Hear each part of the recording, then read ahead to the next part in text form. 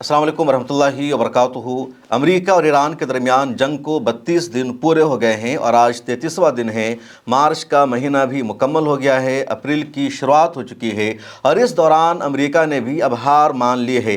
अमेरिकी सदर Donald Trump की तरफ से 15 पॉइंट पर मुश्तमिल एजेंडा दिया गया था सीज़ फायर के लिए और ईरान से कहा गया था कि आप इसको तस्लीम कर लो, मान लो तो हम इस जंग को ख़त्म कर देंगे। लेकिन ईरान ने 5 शर्तें रखी थी और अब अमेरिकी सदर का ताज़ा बयान सामने आया है कि अमेरिका इस जंग को बग़ैर किसी शर्त के, बग़ैर किसी डील के ख़त्म करने को तैयार है और अगले चंद दिनों में इस जंग का ख़ात्मा हो जाएगा। अमेरिकी सदर ने यह भी बता दिया है, इकरार कर लिया है कि अमेरिका अपने हदफ में कामयाब हो गया है। अब कैसे अमेरिका अपने हदफ में कामयाब हुआ है, इस पर तफसीली वीडियो मैं बनाऊँगा और उसमें गुफ्तगू करूँगा। इस वीडियो में पिछले 24 घंटे की जो अपडेट है, ज़रूरी तफसीलात है, उसको जान लेते हैं कि क्या कुछ हुआ है। क्योंकि अमेरिकी सदर का जो ताज़ा बयान है, उनकी सहाफ़ियों से जो मौजूदा गुफ्तगू है, वो गुफ्तगू साफ बता रही है कि न्यू वर्ल्ड ऑर्डर अब तब्दील हो रहा है, दुनिया का निज़ाम बदल रहा है और अब तक अमेरिका पूरी दुनिया का जो दादा बना हुआ था, चौधरी बना हुआ था, अब वो दुनिया का चौधरी नहीं रहा। ट्रंप का जो लबो लहजा है, उसने उसकी कमज़ोरी को, उसकी औकात को बता दिया है। अब पिछले 24 घंटे की सबसे बड़ी खबर यह है कि हौसियों ने इसराइल पर ताज़ा हमला किया है और हौसियों के सिर्फ एक मिसाइल ने इसराइल में तबाही मचा दी है, क़यामत जैसी सूरत हाल है। और हौसियों ने मिसाइल का यह हमला नॉर्थ इसराइल के इलाके में किया, जहाँ एक बिल्डिंग और पूरे इलाके पर जाकर हौसियों का मिसाइल गिरता है और हौसियों की इस मिसाइल को रोकने में इसराइल का एयर डिफेंस सिस्टम पूरी तरह नाकाम रहा। आयरन डोम हो, एरो थिरू हो या कोई और उनका एयर डिफेंस सिस्टम हो, हौसियों के बैलिस्टिक मिसाइल को नहीं रोका जा सका। सीधे नॉर्थ इसराइल में जो इसराइल का मिलिट्री इलाका है, जहां पर इसराइल की आर्मी रहती है, वहां पर जाकर मिसाइल गिरा, पूरी इमारत ज़मींदोज़ हो गई, मलबा में पूरा इलाका तब्दील हो गया। 25 अफराद की हलाकत की खबर सामने आ रही है। इसराइल की मीडिया का दावा है कि 25 अफराद यहाँ ज़ख्मी हुए हैं और उनकी जो कंडीशन है वो सीरियस है, हस्पताल में एडमिट किया गया है। कुछ मीडिया रिपोर्ट में उनके मरने की भी खबर सामने आई है। इंटरनेशनल मीडिया ने भी इस खबर को शाये किया है, खा BBC हो, रॉयटर्स हो, अल जज़ीरा हो, उन सब ने इस हमले का एतराफ़ किया है। और जब हौसियों के मिसाइल हमले से होने वाली तबाही को अगर इंटरनेशनल मीडिया हाउसेज ने भी शाये कर दिया है, तो इसका मतलब है कि हौसियों का हमला बड़ा ख़तरनाक रहा है, इसराइल में क़यामत बरपा हुई है और 25 के ज़ख्मी होने का एतराफ़ ख़ुद IDF को करना पड़ा है। और IDF के बारे में कहा जाता है कि अगर वो 25 का एतराफ़ करे तो समझो 100 ज़ख्मी हुए हैं और उनमें आधे की हलाकत होती है।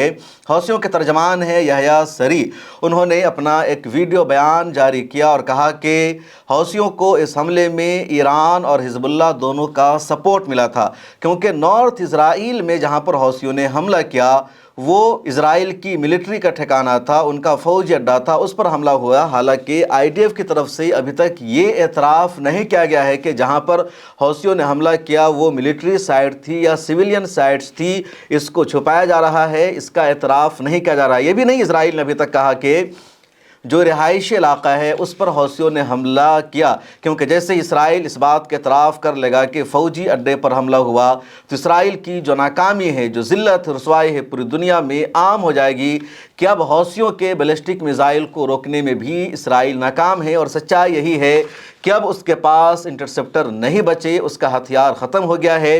इसराइल के अवाम अब रोज़ाना सड़कों पर निकल कर एहतजाज कर रही है कि इस जंग को रोको, ईरान के साथ जंग मत लड़ो, हमें मुश्किल सूरत हाल का सामना है।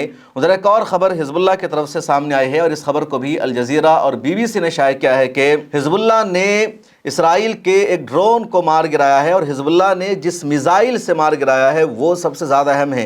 हिज़्बुल्लाह ने ज़मीन से फ़िज़ा में मार करने वाले मिसाइल का इस्तेमाल किया और उस मिसाइल का इस्तेमाल करने की वजह से इसराइली ड्रोन जो लबनान में इसराइली आर्मी को सपोर्ट कर रहा था, उनको मदद फराहम कर रहा था, लोकेशन तक पहुंचने में और आगे का मंजरनामा क्या है, कहां पर हिज़्बुल्लाह के लड़ाके हैं, कहां पर नहीं हैं, पूरा ये ड्रोन जासूसी कर रहा था, लोकेशन तक पहुंच रहा था, तस्वीरें खींच रहा था और इजरायली आर्मी को पूरा कमांड एंड कंट्रोल में भेजा जा रहा था। फिर वहां से हिदायत मिल रही थी इजरायली आर्मी को کہ کہاں پر آگے بڑھنا ہے، کہاں پر آگے نہیں بڑھنا ہے، کہاں پر خطرہ ہے، کہاں پہاڑوں میں حزب اللہ کے لڑاکے چھپے ہوئے ہیں، کہاں پر حزب اللہ کا ہتھیار ہے۔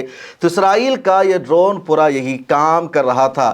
حزب اللہ نے زمین سے فضا میں، اسپیس میں مار کرنے والے میزائل کا استعمال کیا اور سیدھے اس ڈرون کو مار گرایا، اور اسرائیل کی جو پوری چالاکی تھی دشمن کی، حزب اللہ کی جاسوسی جو اسرائیل کا ڈرون کر رہا تھا، وہ اپنے ایجنڈا میں، ہدف میں کامیاب نہیں ہو سکا۔ اس کا اعتراف خود اسرائیل کی آرمی نے، IDF نے کیا ہے، BBC نے بھی اس خبر کو شائع کیا ہے، اور اندازہ یہ لگایا جا رہا ہے کہ حزب اللہ کے پاس بھی ایسا ہتھیار ہے۔ راکٹ عموماً حماس کے پاس بھی ہوتے ہیں، حزب اللہ کے پاس بھی ہوتے ہیں۔ میزائل ہوتا ہے جو ایک جگہ سے دوسری جگہ جا کر ہٹ کرتا ہے، ٹارگٹ کرتا ہے، لیکن زمین سے اسپیس میں جانے والا میزائل بہت کم آرگنائزیشن کے پاس، ملکوں کے پاس ہوتا ہے، اور حزب اللہ کے پاس ایسا میزائل ہے جس کے بارے میں اسرائیل کو اندازہ نہیں تھا۔ پچھلے دنوں میں لبنان میں لگاتار حزب اللہ کے لڑاکوں نے اسرائیلی آرمی کو نقصان پہنچایا ہے، پیچھے ہٹنے پر مجبور کیا ہے، گھات لگا کر حملہ کیا ہے، اور اس طرح کی جنگوں میں جس فوج کے پاس گھات لگانے کی صلاحیت ہوتی ہے اس کا پلڑا ہمیشہ بھاری ہوتا ہے۔ پچھلے 32 دنوں کی جنگ میں امریکہ کا معاشی نقصان بھی بڑھتا جا رہا ہے، اور خبر یہ ہے کہ اب تک گزشتہ 32 دنوں کی لڑائی میں امریکہ کا معاشی نقصان سب سے زیادہ بڑھ چکا ہے، اور جتنا مالی اور معاشی نقصان ایران کا، اسرائیل کا یا گلف کے دوسرے دیشوں کا نہیں ہوا، اس سے زیادہ امریکہ کا ہو چکا ہے۔ رپورٹ آئی ہے، انٹرنیشنل میڈیا نے اس خبر کو شائع کیا ہے کہ روزانہ امریکہ کا اس جنگ میں $2 ارب سے زیادہ کا نقصان ہو رہا ہے۔ شروع میں رپورٹ سامنے آئی تھی کہ صرف ایک ہفتے میں 7 ڈیز میں $11 ارب سے زیادہ کا امریکہ کا نقصان ہوا تھا، اور اب پر ڈے $2 ارب کا امریکہ کا نقصان ہو رہا ہے۔ ڈالر کی جو ویلو ہے وہ بھی کہیں نہ کہیں کم ہوتی جا رہی ہے۔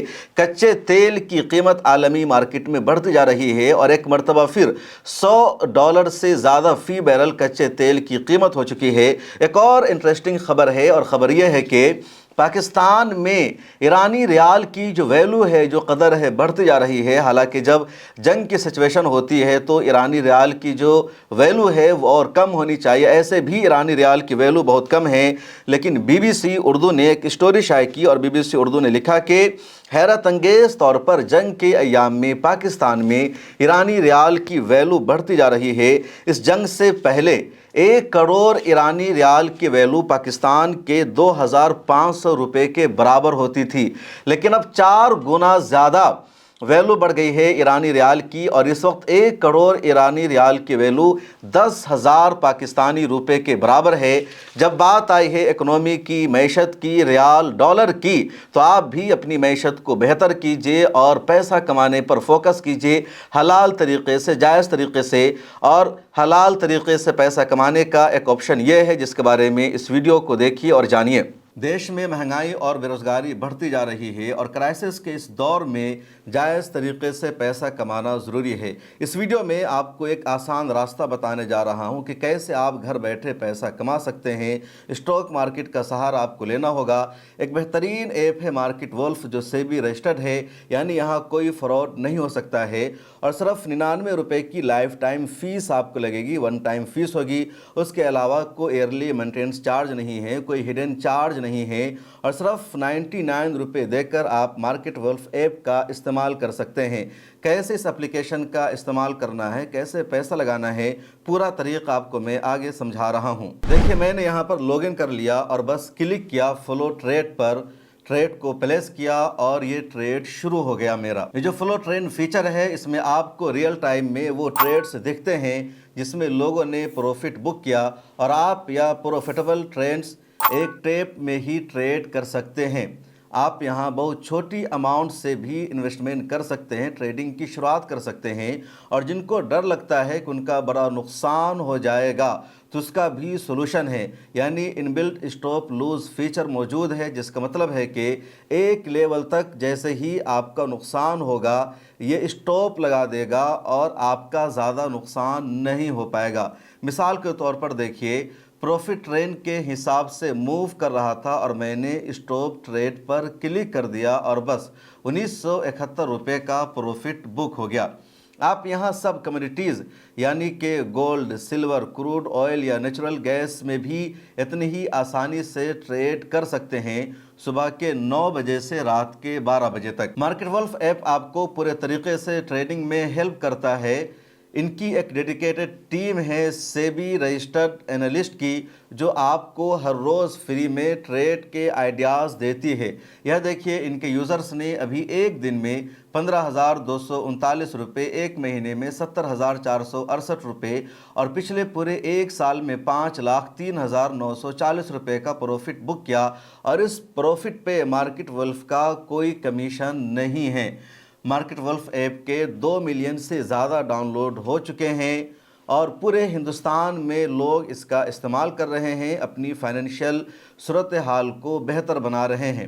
لنک ڈسکرپشن میں میں نے ڈال دیا ہے، کمنٹس میں بھی پن کر دیا ہے، جائیے اور مارکیٹ ولف کو ڈاؤن لوڈ کر لیجئے، اس کو چیک کیجئے۔ ابنائے ہرمز کا جو معاملہ ہے بڑھتا جا رہا ہے، اور ابنائے ہرمز کو بند کرنے کا، وہاں پر ٹیکس لینے کا ایک طرح سے ایران نے فیصلہ کر لیا ہے۔ ایران کی پارلیمنٹ میں قومی سلامتی کمیٹی کے سربراہ ہیں ابراہیم عزیزی، انہوں نے اپنا ایک تازہ بیان جاری کر کے امریکہ کے صدر ڈونلڈ ٹرمپ کو مخاطب کیا اور کہا کہ ابنائے ہرمز یقیناً کھلے گی، دوبارہ اسے کھول دیا جائے گا تمام لوگوں کے لیے سوائے تمہارے، یعنی امریکہ اور امریکہ کی الائز کے لیے اسٹیٹ آف ہرمز کو اوپن نہیں کیا جائے گا۔ اس کے علاوہ ابراہیم عزیزی نے یہ بھی اپنے بیان میں کہا کہ امریکہ نے ایران میں رجیم چینج کرنے کا منصوبہ بنایا تھا، لیکن تبدیلی ضرور ہوگی، چینج ضرور ہوگا، لیکن اسٹیٹ آف ہرمز کا جو اصول اور قانون ہے وہ بدل جائے گا۔ ایران میں حکومت بدلنے والی نہیں ہے۔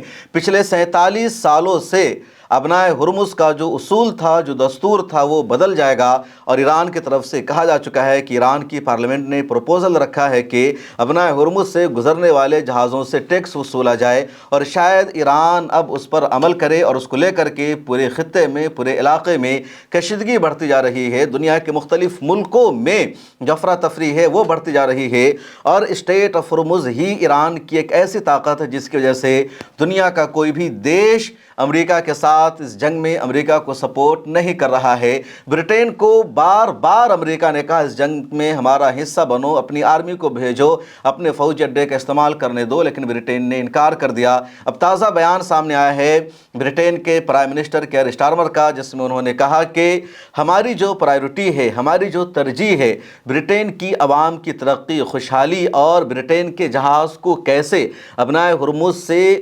محفوظ انداز میں یہاں آنے کی اجازت ملے، یہ ہماری پرائیورٹی ہے۔ اور اگر جنگ میں جائے بغیر ہمارے جہازوں کو ابنائے ہرمز سے گزرنے کی اجازت مل رہی ہے، تو پھر برٹین کو اس جنگ کا حصہ بننے کی کوئی ضرورت نہیں۔ اور ٹرمپ کا جو غصہ ہے وہ بڑھتا جا رہا ہے۔ بہت ساری باتیں ہیں جس کا تذکرہ میں دوسری ویڈیو میں کروں گا۔ ادھر پچھلے 24 گھنٹے میں ایران کے میزائلوں نے بھی اسرائیل میں تباہی مچائی ہے۔ تصویریں سامنے آئی ہے، ویڈیو سامنے آئی ہے۔ تل ابیب پر ایران کا ایک میزائل جا کر گرتا ہے اور پوری جو بلڈنگ ہے وہ ملبہ میں تبدیل ہو جاتی ہے۔ کئی لوگ وہاں پر بھی زخمی ہو گئے ہیں، کچھ کی ہلاکت ہوئی ہے۔ حالانکہ اسرائیل کا میڈیا یہی لکھ رہا ہے کہ وہاں پر کچھ لوگ زخمی ہوئے ہیں، جو کنڈیشن ہے وہ سیریس ہے، اور ایران کے اس میزائل کو بھی روکنے میں اسرائیل کا ایئر ڈیفنس سسٹم ناکام رہا۔ اس کے بعد سینٹرل اسرائیل سے تصویریں اور ویڈیو سامنے آئی ہے، وہاں بھی ایران کا بیلسٹک میزائل جا کر گرتا ہے، جو مقامات ہے اس کو ہٹ کرتا ہے، اور اسرائیل کا ایئر ڈیفنس سسٹم اس کو روکنے میں ناکام ہو جاتا ہے۔ وہاں کی تصویریں سامنے آئی ہے۔ اس کے علاوہ سینٹرل اسرائیل میں، حیفا میں، تل ابیب میں کچھ علاقوں پر جو ایران کا کلسٹر بموں والا میزائل ہوتا ہے تو اس سے بھی کئی جگہ حملہ ہوا ہے، کئی جگہ دھماکہ ہوا ہے۔ کچھ تصویریں سامنے آئی جس میں دیکھا جا رہا ہے کہ اچانک کلسٹر بم پھٹتا ہے اور اس سے لوگ زخمی ہو جا رہے ہیں، پورا علاقہ دھواں میں تبدیل ہو جا رہا ہے۔ کلسٹر بم سب سے زیادہ اسرائیل کو نقصان پہنچا رہا ہے۔ اس کی وجہ یہ ہے کہ کلسٹر بم والا میزائل جب جاتا ہے تو یقینی طور پر اسرائیل میں سائرن بجتا ہے، لوگ بنکر میں چلے جاتے ہیں، اور اس وقت کلسٹر بموں سے نقصان ہوتا ہے، زیادہ نقصان نہیں ہوتا۔ لیکن کلسٹر بموں والے میزائل میں بہت سارے چھوٹے چھوٹے وار ہیڈ ہوتے ہیں، کسی میں 50 وار ہیڈ ہوتا ہے، کسی میں 200 وار ہیڈ ہوتا ہے، تو وہ پورے علاقے میں پھیل جاتا ہے، اور وہ کچھ اسی وقت پھٹ جاتا ہے، کچھ رہتا ہے 10 گھنٹے کے بعد پھٹتا ہے، کچھ 12 گھنٹے کے بعد پھٹتا ہے۔ چنانچہ اسرائیل کے علاقوں میں جب وہاں کی عوام روزمرہ کی زندگی گزار رہی ہوتی ہے ان کو لگتا ہے کہ ابھی ادھر حملہ نہیں ہوگا، ادھر میزائل نہیں گرے گا کیونکہ سائرن نہیں بجا ہے، اور کہیں نہ کہیں اس علاقے میں پہلے سے کوئی چھوٹا سا 1 کلو وزن کا 2 کلو وزن کا وار ہیڈ ہوتا ہے، وہ اچانک دھماکہ کرتا ہے، پھٹ جاتا ہے، اور جس کی وجہ سے ہلاکتیں ہو جاتی ہے۔ اور ایران کے کلسٹر بموں والی جو تکنیک ہے، یہ جو اس کی طاقت ہے، اس نے اسرائیل کو اندر سے ہلا کر رکھ دیا ہے۔ اس کے بعد اسرائیل اور ایران میں کچھ اور حملے ہوئے، جیسے اسرائیل نے تہران پر حملہ کیا ہے اور تہران میں مختلف علاقوں کو نشانہ بنایا ہے۔ اسی طرح اصفہان پر پوری شدت کے ساتھ اسرائیل کا حملہ جاری ہے، اور اصفہان میں مختلف ملٹری سائٹس کو، عوامی مقامات کو بھی اسرائیل نے نشانہ بنایا ہے۔ امریکی سینٹرل کمان نے بھی یہ دعویٰ کیا ہے کہ گزشتہ رات امریکہ نے ایران پر اپنے حملے میں ایران کے پروجیکٹائل بنانے کی جو فیکٹری ہے، جہاں میزائل تیار کیا جاتا ہے، اسی پر امریکہ نے حملہ کیا۔ اس کے علاوہ امریکی سینٹرل کمان نے ایک ویڈیو جاری کر کے یہ دعویٰ کیا کہ زیر زمین انڈر گراؤنڈ جہاں ایران کے میزائل رکھے ہوئے ہیں، جہاں میزائل پایا جاتا ہے، اس پر بھی امریکہ نے حملہ کیا ہے اور اس کو تباہ کر دیا ہے۔ یہ امریکی سینٹرل کمانڈ کا دعویٰ ہے، لیکن ادھر ایران نے یہ دعویٰ کیا ہے کہ اسرائیل نے جس میزائل کی فیکٹری پر حملہ کرنے کا دعویٰ کیا اور امریکہ بھی اس حملے میں، اس دعوے میں شریک ہے، تو وہ میزائلوں کی فیکٹری نہیں تھی، بلکہ وہ دوا بنانے والی کمپنی تھی، دوا کی فیکٹری تھی، وہاں میڈیسن بنایا جاتا تھا، جس پر امریکہ اور اسرائیل نے حملہ کیا ہے۔ تہران میں اسرائیل نے ایک اور حملہ کیا، اور یہ حملہ یونائٹڈ نیشن کی آفس پر کیا گیا، جس کی ایران نے بھی مذمت کی ہے، یونائٹڈ نیشن نے بھی سیریس لیا ہے۔ تہران میں یونائٹڈ نیشن کی جو آفس ہے، وہ آفس اچھا خاصا ڈیمیج ہو جاتی ہے، اس بلڈنگ کو نقصان پہنچاتا ہے، اور اسرائیل کے حملے میں ہوا۔ لیکن حیرت کی بات یہ ہے کہ یونائٹڈ نیشن کی بلڈنگ پر حملہ ہو جاتا ہے، اور اس کے باوجود UN کی طرف سے سخت انداز میں شدت کے ساتھ مذمت نہیں کی جاتی ہے، کیونکہ UN پر بھی امریکہ کا کنٹرول ہے، اور UN امریکہ کے خلاف کچھ بھی ہمت کر کے نہیں بول پاتا ہے۔ گزشتہ رات میں یا پچھلے 24 گھنٹے میں خلیجی دیشوں پر بھی ایران کا حملہ جاری رہا۔ قطر کی بندرگاہ پر ایک آئل ٹینکر لنگر انداز تھا، اس پر جا کر کے ایک ڈرون گرتا ہے، اور اس ڈرون کی وجہ سے اس شپ کو، جہاز کو نقصان پہنچتا ہے۔ ابھی تک ایران نے اس حملے کا اعتراف نہیں کیا ہے کہ حملہ IRGC نے کیا ہے یا کسی اور نے کیا ہے، لیکن دعویٰ یہی کیا جا رہا ہے، مانا جا رہا ہے کہ یہ حملہ ایران کا ہی تھا۔ شروع میں الجزیرہ نے اور قطر کی میڈیا نے رپورٹ شائع کی کہ انون پروجیکٹائل سے قطر کے ساحل پر کھڑے اس آئل ٹینکر پر حملہ ہوا، اور یہ حملہ لوگوں کو زیادہ حیرت میں ڈالنے والا اس لیے ہے کیونکہ پچھلے دنوں قطر اور ایران کا ایک طرح سے سمجھوتا ہو گیا۔ قطر نے لگاتار ایران کو سپورٹ کیا ہے، قطر نے پڑوسی دیشوں کو، عرب ممالک کو بھی سمجھایا ہے کہ ہمیں اس جنگ کا حصہ نہیں بننا چاہیے، اور ہمیں امریکی فوجیوں کو باہر نکالنے پر غور کرنا چاہیے۔ ایسے میں اگر قطر کی ساحل پر کوئی حملہ ہوتا ہے تو یقیناً حیرت ہوگی کہ جس کے ساتھ ایران کا معاہدہ ہو چکا ہے اس پر کیوں حملہ ہو رہا ہے۔ کویت کے انٹرنیشنل ایئرپورٹ پر جو فول ٹینک ہے اس پر ایک بار پھر ایران نے حملہ کیا ہے۔ ایک ہفتہ پہلے بھی انٹرنیشنل ایئرپورٹ کے فول ٹینکر پر ایران نے حملہ کیا تھا، اور پورا ایئرپورٹ دھواں کی لپیٹ میں آ گیا تھا، زمین سے آسمان تک دھواں اور آگ کے شعلے نظر آ رہے تھے۔ اور ایک مرتبہ پھر اسی جگہ پر ایک ہفتے کے بعد حملے کی خبر سامنے آئی ہے۔ کویت میں اور بھی علاقوں پر حملہ ہوا ہے۔ کویت میں جو امریکہ کا فوجی اڈہ ہے وہ پورا کھنڈر میں تبدیل ہو گیا ہے۔ سوشل میڈیا پر وہاں کی ویڈیو وائرل ہو رہی ہے، جس میں دیکھا جا رہا ہے کہ امریکی فوجی اڈے پر جتنا کمان اینڈ کنٹرول بنا ہوا تھا، جتنا آرمی کا ٹھکانہ بنا ہوا تھا، پائلٹ کے رہنے کی جگہ بنے ہوئی تھی، جتنے اہم رڈار بنے ہوئے تھے، وہ سب تباہ و برباد ہو گیا ہے۔ ایران کی تسنیم نیوز ایجنسی نے ایک اور خبر شائع کی ہے کہ ایران کی IRGC نے سعودی عرب میں الخرج امریکی فوجی اڈے پر خطرناک حملہ کیا، اور ایران کے اس حملے میں الخرج فوجی اڈے پر امریکہ کو بھاری نقصان پہنچا ہے۔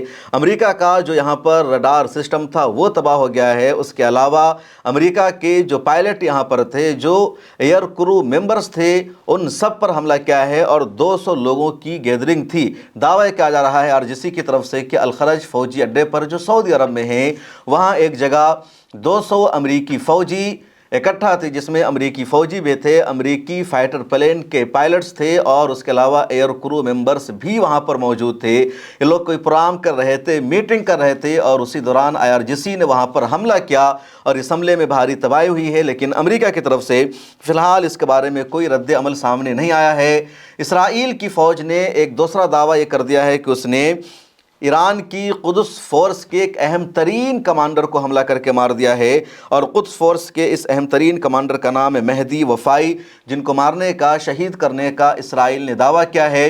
حزب اللہ کے بھی ایک اہم ترین کمانڈر کو مارنے کا اسرائیل نے دعویٰ کیا ہے۔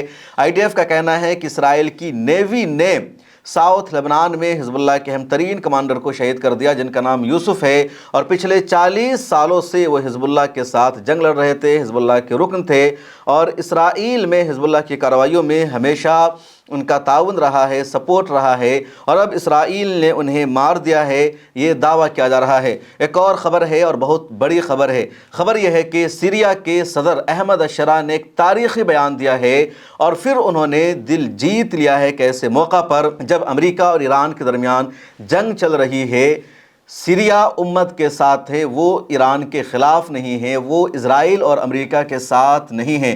دراصل سیریا کا صدر احمد الشرا ان دنوں انگلینڈ کے سفر پر ہے، اور وہاں ایک جگہ خطاب کرتے ہوئے انہوں نے کہا کہ سیریا اس جنگ کا حصہ نہیں بنے گا۔ انہوں نے یہ بھی کہا کہ ہمیں معلوم ہے سیریا میں ایران نے لگاتار ظلم ڈھائے ہیں، 5 لاکھ لوگوں کا یہاں قتل ہوا، 1 کروڑ لوگوں کو سیریا سے ہجرت کرنی پڑی، جو در در کی ٹھوکریں کھانے پر دنیا بھر میں مجبور ہو گئے۔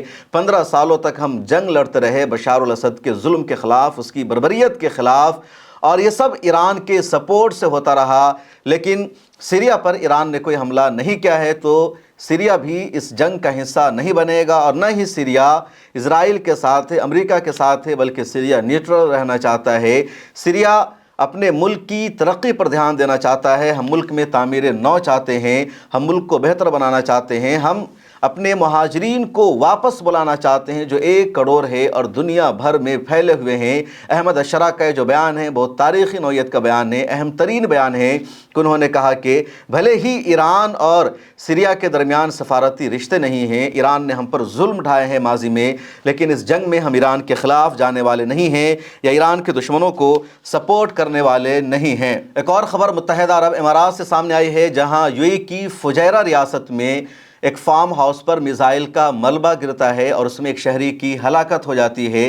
فجیرہ بھی یونائٹڈ عرب امارات کا ایک صوبہ ہے، ایک اسٹیٹ ہے، اور وہاں بھی ایران نے میزائل سے حملہ کیا تھا۔ ایران کا ٹارگٹ کیا تھا، کہاں ایران نے حملہ کیا تھا، اس کی تفصیل ایران کی طرف سے نہیں آئی ہے، لیکن یو اے ای کی ایئر فورس نے یہ وضاحت جاری کی ہے اور بتایا کہ میزائل سے ٹارگٹ کیا گیا تھا، اور اس میزائل کو ہوا میں ہی ناکام بنایا گیا، اور پھر اس میزائل کا ملبہ فجیرہ میں ایک فارم ہاؤس پر جا کر گرتا ہے اور اس میں ایک شخص کی ہلاکت ہو جاتی ہے۔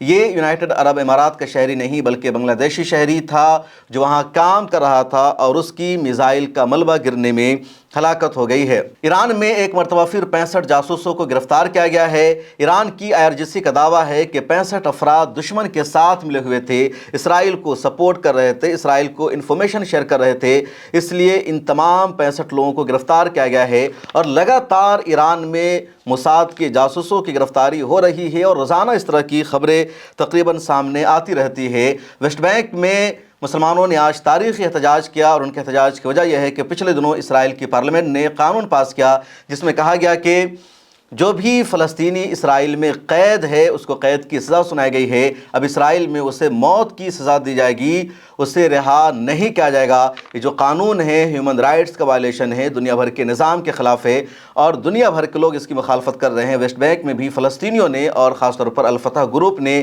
اس قانون کے خلاف احتجاج کیا ہے۔ ادھر لبنان میں اسرائیل غزہ ماڈل کی طرح ایک بفر زون بنانا چاہتا ہے۔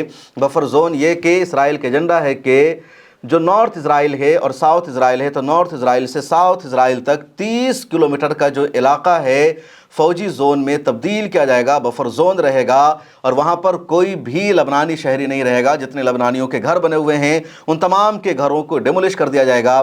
اسرائیل کا یہ پروپوزل سامنے آیا ہے اور پوری دنیا نے اس پروپوزل کو ریجیکٹ کر دیا ہے، خود لبنان کی سرکار نے بھی ریجیکٹ کر دیا ہے، کیونکہ لبنان کی سرزمین پر قبضہ کرنے کا اسرائیل کا یہ نیا ایجنڈا ہے، اور حزب اللہ لگاتار اسرائیل کے خلاف جنگ لڑ رہی ہے۔ حیرت کی بات یہ ہے کہ لبنان کی سرزمین پر قبضہ ہو رہا ہے، اور لبنان کی جو سرکار ہے وہ اپنے ملک کا قبضہ آزاد کرانے کے لیے اسرائیل کے خلاف اس جنگ میں ابھی تک شریک نہیں ہو سکی ہے۔ اور اب آگے ایک بہت ہی اہم ترین نیوز ہے، بلکہ ڈیٹا ہے جسے الجزیرہ نے شائع کیا ہے، اور وہ میں آپ کو بتانے جا رہا ہوں۔ دراصل اس جنگ کو 32 دن ہو چکے ہیں، مارچ کا مہینہ پورا ہو چکا ہے۔ 28 فروری کو جنگ کی شروعات ہوئی تھی، لیکن مارچ کا مہینہ سب سے زیادہ اہم رہا۔ مارچ میں رمضان رہا، عید کی نماز ادا کی گئی، اور ادھر پورے عالم اسلام میں تنازع رہا، کشیدگی رہی، اور جنگ چلتی رہی، اور دنیا بھر کے مسلمان اس جنگ پر نظر رکھے ہوئے ہیں، پل پل کے اپڈیٹ وہ دیکھ رہے ہیں۔ ایسے میں اب تک یعنی پچھلے ایک مہینے میں کس ملک کا کتنا نقصان ہوا ہے، کہاں کتنی ہلاکت ہوئی ہے، الجزیرہ نے پورا ڈیٹا شائع کیا ہے، آپ بھی اسکرین پر دیکھ سکتے ہیں۔ لبنان کے بارے میں الجزیرہ کی رپورٹ یہ ہے کہ اب تک 1268 افراد مارے جا چکے ہیں، اور 3750 لوگ وہاں زخمی ہو گئے ہیں، جبکہ 2 ملین سے زیادہ لبنان میں لوگ بے گھر بھی ہو چکے ہیں۔ اس کے بعد فلسطین میں بھی میزائل کا مربع گرنے سے 4 لوگوں کا قتل ہو چکا ہے۔ عراق میں اب تک 106 لوگ مارے جا چکے ہیں، اور ہزاروں کی تعداد میں وہاں زخمی ہوئے ہیں، اس کا ڈیٹا اویلیبل نہیں ہے۔ ایران میں اسرائیل کے حملے کی وجہ سے اب تک 1937 لوگ قتل ہوئے ہیں، اور 24,800 لوگ وہاں زخمی ہیں۔ کویت میں ایران کے حملے سے اب تک 7 لوگوں کا قتل ہوا ہے، اور درجنوں زخمی ہیں۔ جارڈن میں بھی 29 لوگ زخمی ہیں، وہاں کسی کا قتل نہیں ہوا ہے۔ اسرائیل میں ایران کے حملے میں اب تک 24 لوگوں کا قتل ہوا ہے، اور 6,239 لوگ وہاں زخمی ہیں۔ اسرائیل کا جو ڈیٹا ہے حیران کرنے والا ہے، وہاں مرنے والوں کی تعداد سب سے کم ہے، اور زخمیوں کی تعداد سب سے زیادہ ہے، حالانکہ ہر جگہ ایوریج ہے، کیونکہ جو زخمی ہوتے ہیں جب میزائل گرتا ہے، بم لگتا ہے بدن کو، تو بچنے کی امیدیں بہت کم رہتی ہے، لیکن پتہ نہیں اسرائیل کے لوگوں نے آب حیات پہ رکھا ہے کہ ان کے ہاں صرف زخمی ہوتے ہیں، کنڈیشن سیریس ہوتی ہے لیکن وہ مرتے نہیں ہیں۔ بحرین میں بھی 3 لوگوں کی ہلاکت ہوئی ہے ایران کے حملے میں، وہاں بھی درجنوں زخمی ہیں۔ قطر میں اب تک ایک کی بھی ہلاکت نہیں ہوئی ہے ایران کے حملے میں، لیکن 16 لوگ وہاں زخمی ہو گئے ہیں۔ پچھلے دنوں 6 لوگ مارے گئے تھے، 6 لوگوں کی ہلاکت ہوئی تھی قطر میں، لیکن کہا گیا کہ وہ ایران کے حملے میں نہیں ہوا تھا، بلکہ قطر کا ایک ہیلی کاپٹر کریش کر گیا تھا ٹیکنیکل وجوہات کی بنیاد پر، اور وہاں 6 کی ہلاکت ہو گئی تھی، جس میں کچھ قطر کی آرمی تھی اور کچھ دوسرے دیشوں کی آرمی تھی۔ یو اے ای میں بھی اب تک 12 لوگوں کا قتل ہو چکا ہے، 188 زخمی ہوئے ہیں۔ اس کے علاوہ سعودی عربیہ میں بھی 2 لوگوں کا قتل ہوا ہے ایران کے حملے میں، اور 22 زخمی ہو چکے ہیں۔ عمان میں بھی 3 لوگوں کا قتل ہو چکا ہے، 15 زخمی ہو چکے ہیں۔ امریکہ کا بھی اس جنگ میں جانی اور مالی نقصان ہوا ہے۔ امریکہ کی اب تک 13 آرمی اس جنگ میں ماری گئی ہے، اس کی ہلاکت ہوئی ہے، اور 200 زخمی ہیں۔ دوسری رپورٹ میں 300 سے زیادہ کے زخمی ہونے کا بھی امریکہ نے اعتراف کیا ہے۔ تو اس جنگ میں جتنے ملک شریک ہے، ہر ایک کا جانی بھی نقصان ہوا ہے، مالی بھی نقصان ہوا ہے۔ ایسا نہیں ہے کہ ایک طرفہ صرف ایک ملک میں ہلاکت ہوئی ہے، دوسرے ملک میں ہلاکت نہیں ہوئی ہے، اور جنگ میں یہی ہے کہ اگر تم مارو گے تو تمہیں بھی مارا جائے گا، ایسا نہیں ہے کہ تم بچ جاؤ گے۔